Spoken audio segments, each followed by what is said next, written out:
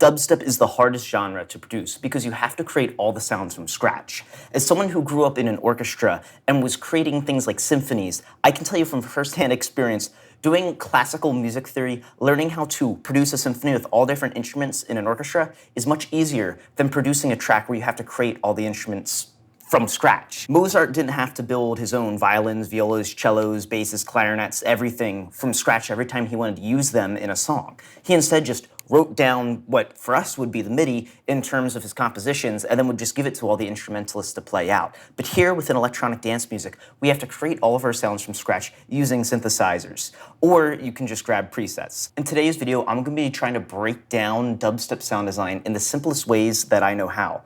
And my experience with this is that I released a sample pack that got over 400 downloads and produced for me over $5,000 worth of profit.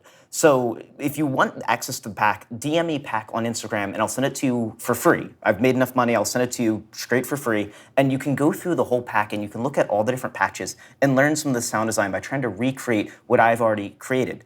But sometimes it's better to have someone kind of work you through why they're making some of the decisions that they're making. So let's jump right into it and let's do some dubstep sound design.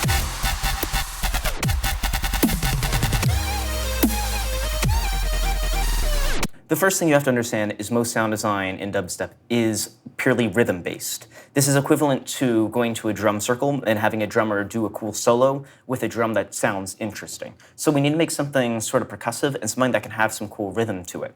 What I'm going to do for this is adjust these low-frequency oscillators down here and use these to add movement or modulation to my oscillators. I've got oscillator A and oscillator B. Everything that I'm doing here, you can do in Serum 2, but I'm going to be doing it in Serum 1 just to keep things as simple as possible for you. First, let's grab a wavetable, something that has motion, and we want to find the sweet spots in the wavetable that sound the most interesting to the ear. Once we find what sounds most interesting to the ear, we're then going to modulate them in order to add the rhythm that I was talking about. The stock wavetables in Serum aren't amazing. That's why, again, I'd recommend try to find a good sample pack, such as the one that I'm providing for you for free. Again, just DM me pack on Instagram and I'll send it to you. However, one of the wavetables that sounds great within stock Serum are these squelchy ones. What we're going to do is make sure we have our oscillator playing at a sub-range.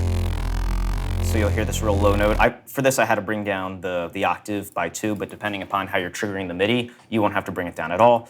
In my pack, everything is brought down by 2, so you can pretty much just push a button on your keyboard in FL Studio or Ableton, and it will play at the right range.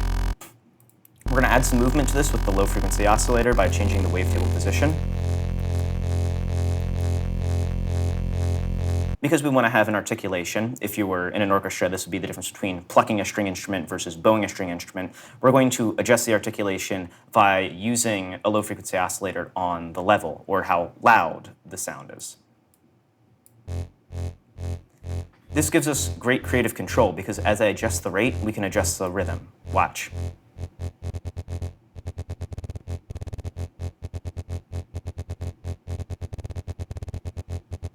So now all we need to do is program out this rhythm and start doing some sound design. A hack to do this is to take your velocity over here, which is how hard you're pushing on a note on the piano, and to drag this and use it to adjust the rate of the LFO.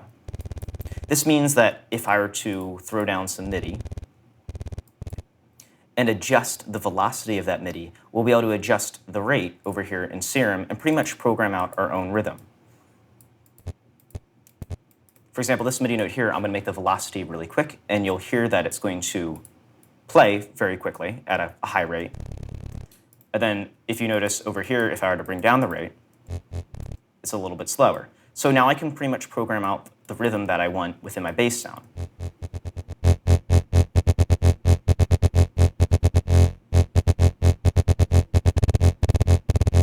Next, we want to make the sound interesting to our ears. So I'm going to use some filters in order to do this. We're going to bring back the sub bass, or the lowest harmonic, later.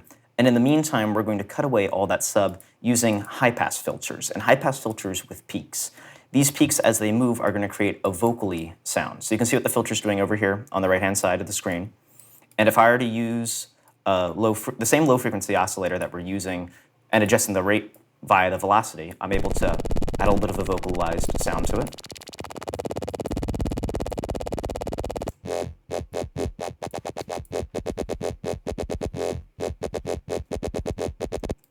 And then again, don't be afraid to test out and try to find some sweet spots in these wavetables. And try multiple wavetables before you get one that works. Within these multi-effects here, there's a whole bunch of different things that you can do to the wavetable itself, such as bend the actual waveform. And you can even do things like frequency modulation from another oscillator. For example, if I turn on oscillator B and bring it up 2 octaves, I do this a lot in my sample pack. Then when I adjust the frequency modulation, we're going to add some extra, I guess, odd order harmonics within it because we're frequency modulating a lower frequency. And that's going to just sound like this. We can even modulate that.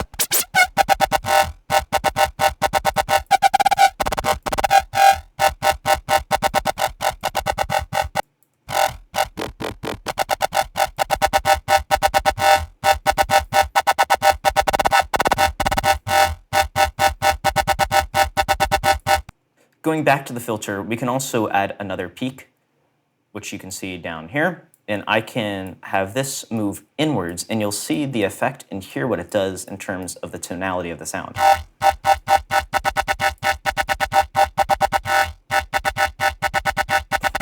We also can do a high pack with a notch instead of a peak. So a peak is where we have something going up in the filter, a notch is where we're cutting down, and that'll sound like this.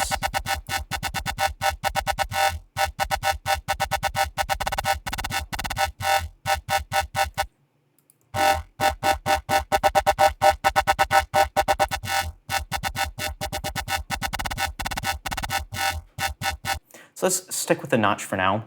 We're going to add in a sub-oscillator and bring it down 2 octaves. And we're going to make sure it's being adjusted at the same rate. And now it's time to make things loud. Within dubstep, if you want to make something sound powerful, you're going to have to make the sound loud to our ears. Because if something sounds loud, even if it doesn't necessarily sound the best, you still go, ooh, that was cool, that was a loud noise. So we're going to do the exact same thing. Take some distortion, take some compression, and we're going to start to bring up the drive of this tube distortion, and you're going to hear what it does. Let me turn off the compressor so you don't get confused.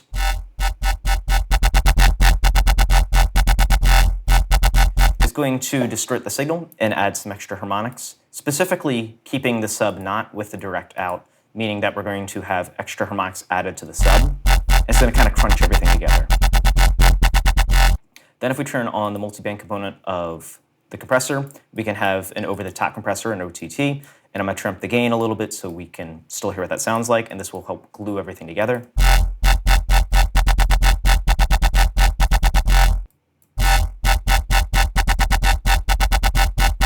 If you want more power in the sub, you can adjust the waveform that you're using, and each one of these from left to right are going to be adding more harmonics to the mix. For example, if I were to just play the single sine wave, it's going to sound like this, but then if I start going across to the right, you'll notice we'll start taking up more of the frequency spectrum up here in my EQ.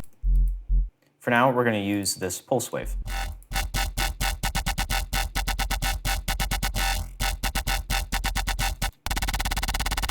If you want to add some resonance, we can simply add a delay and make the speed of it extremely quickly. That will then sound like this. Right, that's what it's doing. And this is great for pre-drops, where then we can remove it on the drop. Or you can even have a little bit of it come in a reverse polarity to the peak down here. So this means when the sound is loud, we don't hear any of that delay, but then when the sound is quiet, it comes in to fill in some space. And you can adjust the EQ down here in order to adjust how that resonance sounds.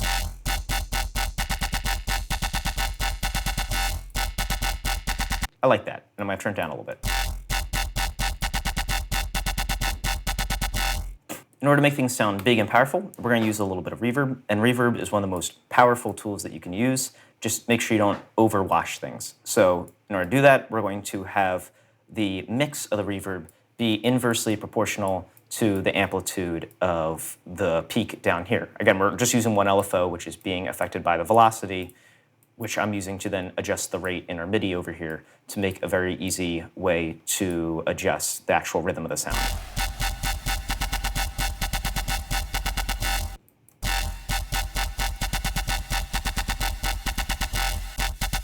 And you can experiment between plate reverb and hall reverb and adjusting the low cut and other things like the size.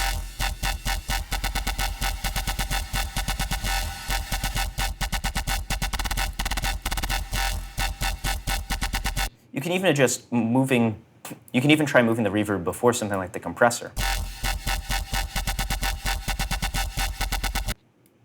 What I'd recommend doing is if you want to add some motion, we can use another low frequency oscillator and make every 2 bars the amount of reverb increase, and that would sound like this.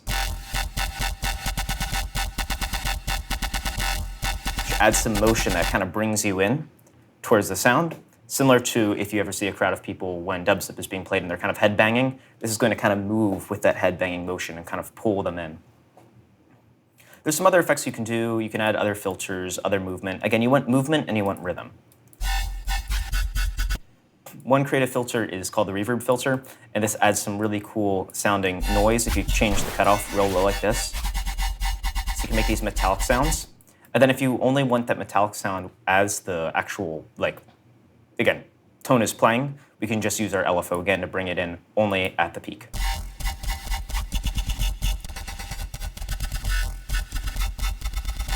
A lot of this is trying to find those sweet spots.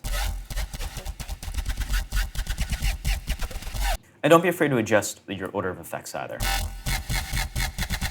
This really does take a lot of practice, but if you don't want to have to go through all that practice, you can always just DM me pack and I'll send you my sample pack with 250 sounds for free. Just let me know and I will send it your way. Time for some post-processing. So the common things people do within post-processing is, of course, equalization. For example, I may want a little bit more high-end. Maybe I want a little bit more sub, too. And then finally, people use Camel Crusher or another distortion, and they use OTT a lot to really, again, crunch that sound and make it loud. But don't just follow this because it's advice and I'm telling you that this is what people do. Actually listen to the sound and think objectively, not based upon your own biases, what you think sounds better. For example, I just played around with these effects for a little bit. I actually don't think I'm going to use either or because I've already crunched stuff enough within the normal effects within Serum. So I like the way this sounds. Now let's just throw it into a mix and see how it plays together with all the other normal things you'd have in a dubstep track.